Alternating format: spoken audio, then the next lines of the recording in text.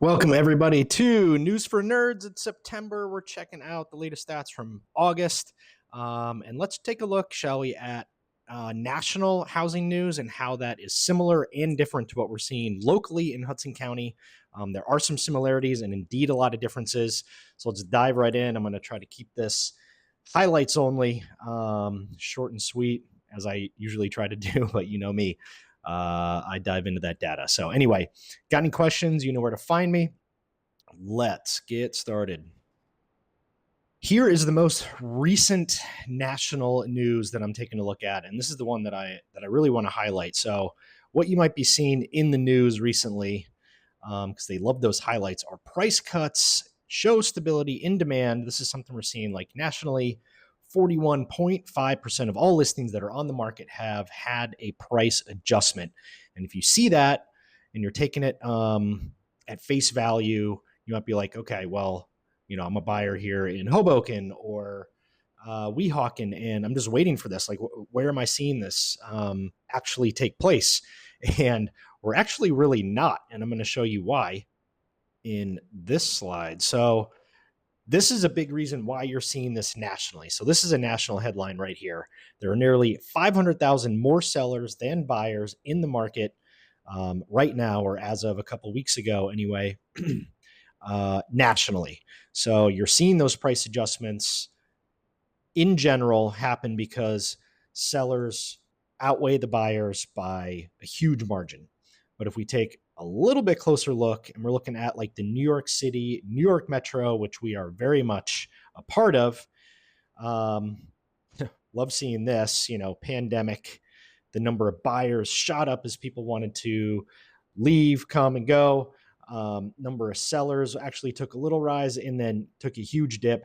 And this is just a really interesting spike right here. But I digress. Let's look here at the current rate, and you'll notice that it's actually inverted, maybe not by that big of a margin, but the buyers actually outweigh or outnumber the sellers here in this New York City metro area. So that is a huge reason why we're not seeing this influx of price adjustments. In fact, most of the properties that need or are doing price adjustments just came out on the market a little bit too hot, maybe a little bit too aggressive, and they need to course adjust just a little bit, but we're definitely not seeing that 41.5% of active listings adjusting their prices as we do nationally. So just wanted to cover that real quick before we head into our latest news. So as always, the most recent data that we have for a whole month is the past month. It is September right now. We're taking a look at August. And first up, we have Hoboken. All right, so starting with Hoboken, as always, I'm going to keep this one short and sweet because it's just more of the same news. The condo market continues to creep up in terms of average sale price. We have average sale price and median sale price up between 5 and 6%, which is pretty normal around here. That's what we've been seeing for a while. Average days on market pretty much staying the same. So slow and steady as she goes in Hoboken. Downtown Jersey City, we have an interesting turn of events here compared to the last couple of months we've been tracking this data. So the number of sales actually increased over 20%. But keep in mind, that's the closing. So those are the things that went under contract when the number of listings and the listing volume was a lot higher in June and July. So naturally, and hopefully we see a lot more contracts and a lot more things closing, which is good. We did see a lot of that, 20% more. And now the number of contracts and the number of new listings has dropped over the past month, about 20% on each of those. Being that it was August, that's not unusual to see, just kind of the seasonality of the market around here with fewer listings during that time of year. We should see that pick up again next month when we're reviewing September's numbers, but we will keep an eye on that one as always. All right, so Weehawken has some surprising stats here, but really you got to kind of dive a little bit deeper and not really take this at face value. So what I am seeing here, get my laser pointer, is this one, single family stats. If you're reading this, you're like, whoa, 27.8% drop in the average sale price. Well, That is not because the market in Weehawken has the bottoms dropped out or anything. It's literally just because those properties that sold were kind of on the western, um, smaller house. I'm sorry, not western, smaller houses on the southern side of Weehawken, where we have a few more kind of smaller lots and smaller houses. So it's just a factor of the product that actually sold last month.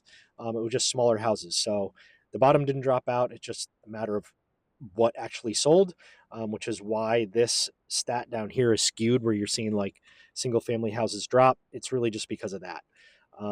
Condo market is still staying strong, came up 8% on average sale price. And again, as we've been seeing, that's just because a lot of the inventory that's moving right now in Weehawken are the newer buildings along the waterfront and River Road. I am curious to see how those stats actually, I'm curious to see how the older build, slightly older, not old, but like, the 5 to 10 year old buildings along the water, like 9 on the Hudson, 800 Avenue Port Imperial, those newer ones right by the ferry, how those prices are affected, if they are, with the brand new Toll Brothers building that's going up. I think, what is it? Vista Point, something point. The name is escaping me. Anyway, it's a brand new building. Sales start here pretty soon. And that building's going up pretty quick, but it should be done. I'm thinking probably summer next year. But is brand new Toll Brothers elevator building, might affect some prices of the older places, but we'll track that.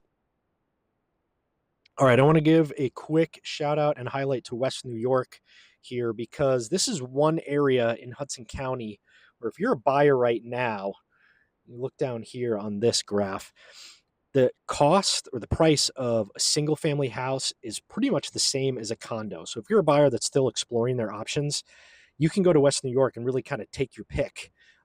If you've got a budget of, like, let's say 700 or up to 700, there's a lot of single family houses that are really nice and a lot of condos that are in nicer luxury buildings, and they're all pretty much priced the same. So you can go and kind of take your pick, weigh your options, see what kind of vibe you're looking for, and really uh, get a lot to choose from in West New York. I think that's the highlight that I have for that right now.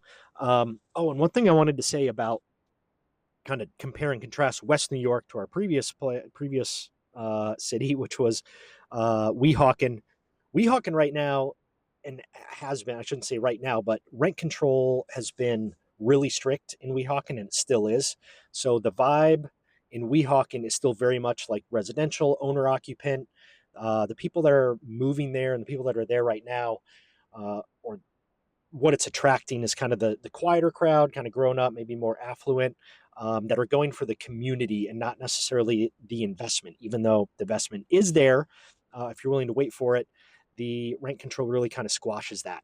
Kind of an opposite story in West New York, where developers are buying in West New York, and we're seeing this business model there where they're basically buying, improving, renting it out, and holding it. So it's kind of a 4-step process. They identify the property, they buy it, they improve it quite a bit, they find some new renters, and then they hold on to it, because it is albeit slow, a very positive burn, shall we say, or income on that one. Just rising with the rising tide of West New York home values.